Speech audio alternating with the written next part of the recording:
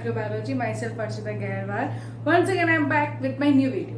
So आज मैं video में टॉपिक लेके आई हूँ वो है how many types of micro organism. मैं इतने दिनों से बात कर रही हूँ माइक्रोबायोलॉजी की, माइक्रो ऑर्गेनिजम्स की, पर एक सब्सक्राइबर्स के एक क्वेश्चन आया है कितने टाइप के बेसिक माइक्रो ऑर्गेनिज्म है। तो वन थिंग, माइक्रो ऑर्गेनिजम्स को हम नहीं बता सकते कितने तरीके के हैं क्योंकि माइक्रो ऑर्गेनिजम्स बहुत सारे हैं। There is thousand and billions of microorganism जिसे ना तो अभी तक इतना आइडेंटिफाई किया गया है और ना ही अभी इतने ज्यादा वो एक्सप्लोर हुए हैं। लेकिन माइक्रो ऑर्गेनिजम्स को 5 डाइवर्स किया गया है डाइवर्सिफाइड ग्रुप्स में, एंड वो 5 ग्रुप्स जो होते हैं उन 5 ग्रुप्स में bacteria, viruses, protozoa, algae and fungi, ये सारे के सारे आते हैं। तो इन्हीं कैरेक्टराइज्ड ग्रुप्स में हर एक माइक्रो ऑर्गेनिजम्स को कैरेक्टराइज्ड किया गया है on the basis of their morphological structure, their composition and their functional. अब बात आती है कि मॉर्फोलॉजी क्या होती है। तो मॉर्फोलॉजी एक सिंपल है, एक आसान भाषा में बता देती हूँ। मॉर्फोलॉजी का मतलब होता है कि किस स्ट्रक्चर में बैक्टीरिया के में क्या क्या चीजें हैं।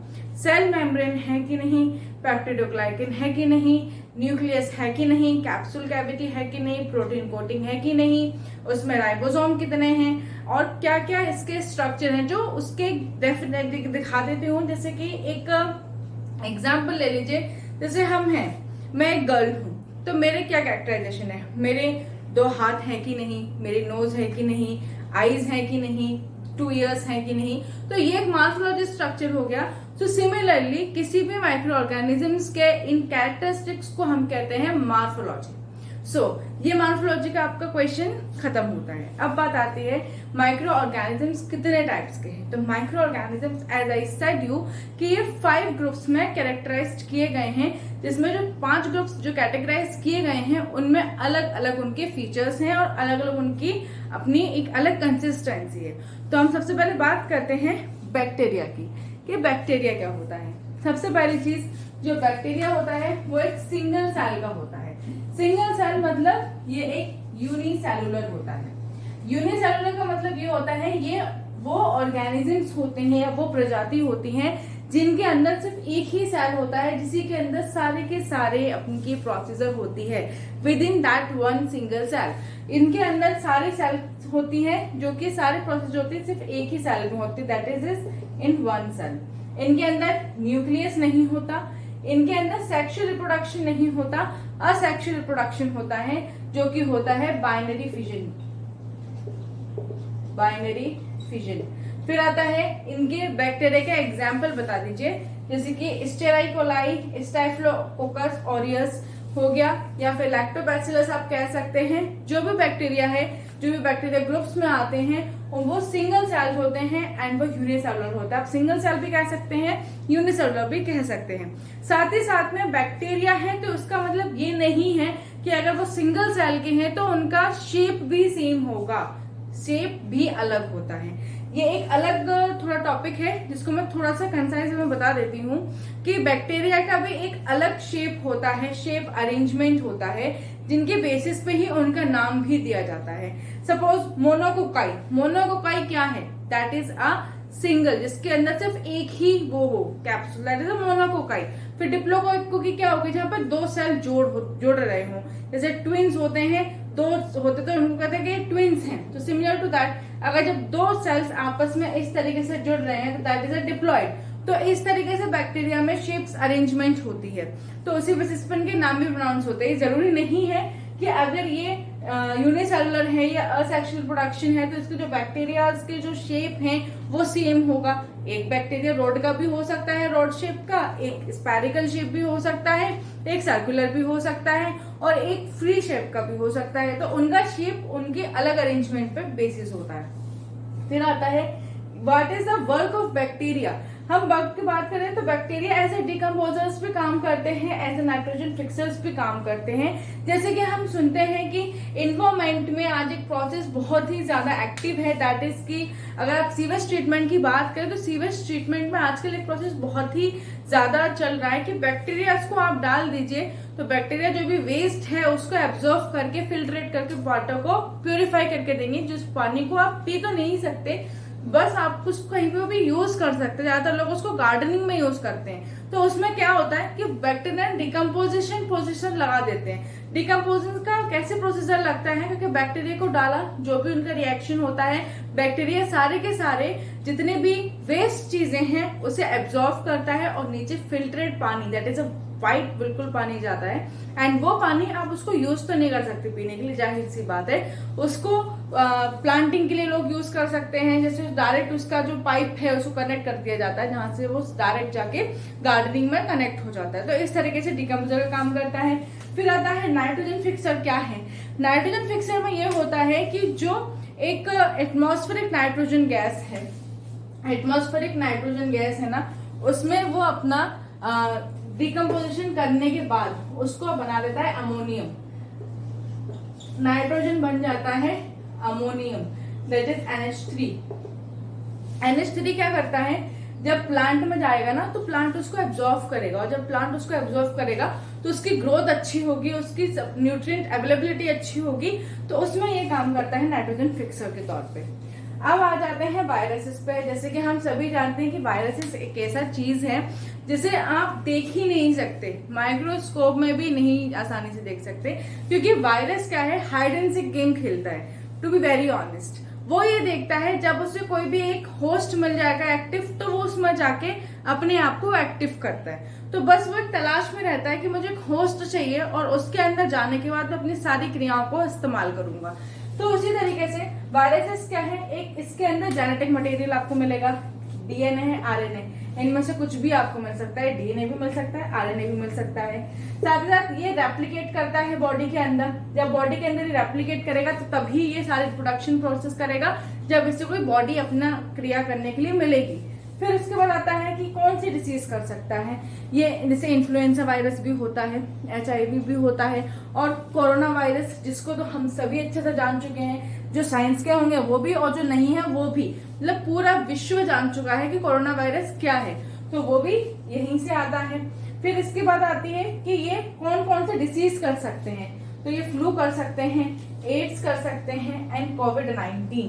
तो हम ये भी जानते हैं कि ये भी कम्युनिकेशन के थ्रू हो जाता है, टचिंग से होता है, ये भी टचिंग से होता है। तो वायरस की सबसे बड़ी खूबी ही ये है कि सामने वाले इंसान को टच से ही करा देता है, कम्युनिकेशन से ही करा देता है। हम वायरल फीवर का नाम लेते हैं, वायरल फीवर जब होता है तो सब लोग कहते हैं कि एक इंसान को आया फैमिली में तो सबको आएगा, क्यों, there is the many ways to communicate, बहुत सारी चीजें होती हैं, तो वो वायरल इसलिए फैलता है। इसी तरीके से वायरस इसमें एक चीज और होती है, वो ये होती है कि ये सिर्फ और सिर्फ अपना एक मुख्य वो देखता है कि किस पे से अटैक करना है। If that find a healthy person and then easily can replicate and then makes more copies of unhealthy people. उसके बाद आता है फंजाई। फंजाई जो है यूकैरियोटिक है, that is a multi cellular organism. इसके अंदर न्यूक्लियस भी है और ये कभी कभी यूनिसेलुलर भी है, कभी कभी ये मल्टी सेलुलर भी, तो ये पजेस करता है दोनों ही ऑर्गेनिजम्स को। फिर आता है इसके दोनों ही रिप्रोडक्शन है, सेक्सुअल रिप्रोडक्शन भी है, असेक्सुअल रिप्रोडक्शन भी है। जब हम सेक्सुअल रिप्रोडक्शन की बात करते हैं तो ये बनाता है ईस्ट को, और जब हम सेक्सुअल की बात करते हैं तब ये बनाता है मोल्ड को। अब आता है सैक्रोमाइसिस एंड एस्परगिलस, जो है इसके वर्क है, और ये एज ए डिकम्पोजर फूड में काम करता है। जैसे हम फूड में देखते हैं ना, ईस्ट बेकरी कन्फेक्शनरी का काम है, बेकरी का काम है, तो उसमें हमें ईस्ट का सबसे ज्यादा यूज होता है। एंड आजकल तो ड्राई ईस्ट भी मार्केट में इजीली अवेलेबल है, तो ये फूड में एज ए डिकम्पोजर काम करता है। साथ ही साथ में जो भी आपका पैथोजेंस है, फूड बॉर्न पैथोजेंस हैं, उसमें भी फंजाई का अच्छा खासा काम रहता है। वो कभी कभी बहुत सारी फंजाई की आप देखते हो डिसीजेस भी होती हैं, जैसे कि किसी को कैंटाइसिस हो गया तो भी फंगल डिसीजेस है, तो इस तरीके की चीजें आती हैं। अब आता है प्रोटोजुआ। प्रोटोजुआ क्या है, एक सिंगल सेल है, दैट इज यूनिसेलुलर आप इसे कहोगे, एंड ये यूकैरियोट्स भी है। साथ ही साथ में ये मोटाइल है। मोटाइल का मतलब ये इजीली टू मूव है, इजी टू मूव है, ये इजी टू मूव है। साथ ही साथ में इसके अंदर स्ट्रक्चर जो है फ्लैजिला की तरह है। एंड अगर आप देखोगे तो इसके अंदर सेक्सुअल रिप्रोडक्शन भी है और असेक्सुअल रिप्रोडक्शन भी है, दोनों ही रिप्रोडक्शन को ही पजेस करता है। फिर आता है प्लाज्मोडियम एमोइबा। प्लाज्मोडियम से आपको समझे नहीं, प्लाज्मोडियम का मतलब है मलेरिया। मलेरिया आपको जिस भी हमें नहीं मालूम है कि मलेरिया हुआ यानी कि हमें मॉस्किटो ने बाइट किया हमें मलेरिया हो गया, नहीं, मॉस्किटो ने बाइट किया, लेकिन मॉस्किटो आता किस फैमिली से है? That comes from the protozoa family. तो ये प्लाज्मोडियम हो गया। प्लाज्मोडियम वाइवेक्स भी होता है, प्लाज्मोडियम मलेरिया का भी होता है, ठीक है। प्लाज्मोडियम फल्सीफ्यूरियम भी होता है। प्लाज्मोडियम्स के भी 4 से 5 सब टाइप्स होते हैं जिसमें मलेरिया को हम आइडेंटिफाई कर पाते हैं। फिर इसके बाद में आता है अमोइबा। अमोइबा भी होता है। अमोबियासिस भी एक डिसीज है जो अमोइबा की वजह से होता है, that is again a protozoa. फिर आता है कि ये फ्री लिविंग है, ये आराम से कहीं भी रह सकते हैं, कहीं पे भी मूव कर सकते हैं, मोटाइल हैं, एंड ये अदर पैरासाइट की तरह है। फिर हम आते हैं अलगी पे। अलगी क्या है? Again it is a unicellular multicellular, ये दोनों चीजों को पजेस करता है। और जैसे कि मैंने बताया कि यूनिसेलुलर जो होता है सिंगल सेल के अंदर सारी अपनी क्रियाओं को करता है। मल्टीसेलुलर ये होता है कि वो उसके पास बहुत सारे सेल्स होते हैं अपनी क्रियाओं को परफॉर्म करने के लिए, अपने फंक्शंस को करने के लिए। अलगी क्या है?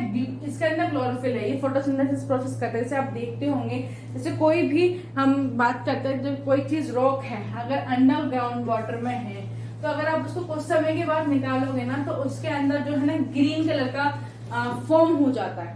सपोज इट्स अ रॉक, ये कोई रॉक है एंड ये वाटर के अंदर है, तो जो उसका इतना रीजन हम कहेंगे ना, इतना जो रीजन होगा वो पूरा ग्रीन में होगा, तो दैट इज द अलगी, जिसके अंदर फोटोसिंथेटिक की प्रोसेस हो रही है।